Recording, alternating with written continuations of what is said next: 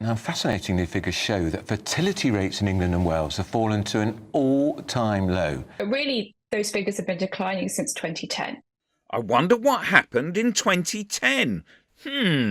Austerity, anybody? Should it matter? Should we care? What's going on?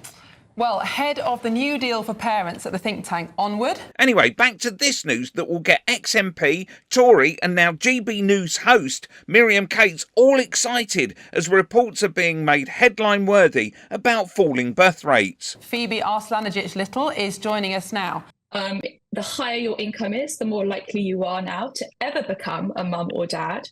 People lower down the socioeconomic spectrum, poorer people finding it more difficult to ever be ready for parenthood.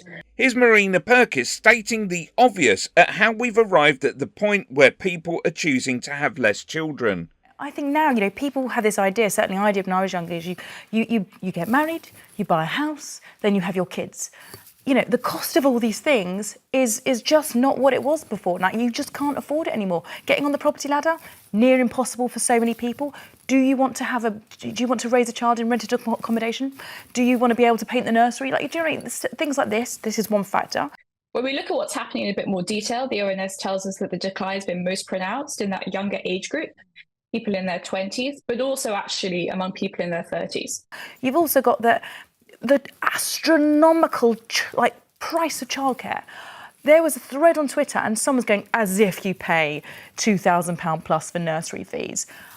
I can say I genuinely do. And I have two who are in nursery, yes. Not even full time. That's 4 days a week and it's over £2,000. And this is not a luxury nursery. This is a run-of-the-mill nursery. But what these figures really represent, certainly to me, is the extent to which successive governments have let down people who want to become parents.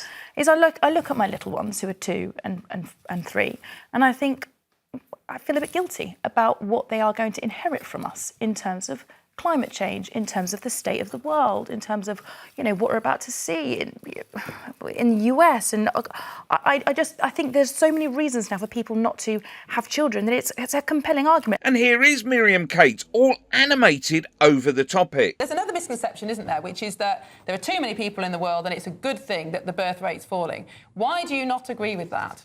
And actually less central, but also very important, is the socioeconomic angle to this. Economically, we're an ageing society in the UK and also in Europe, and we're caught in the pincer of two powerful factors. As fertility falls and lifespan increases, the working age population is shrinking. But at the same time, that older population needs lots of support. And that means an ever-increasing tax burden for younger people who are working.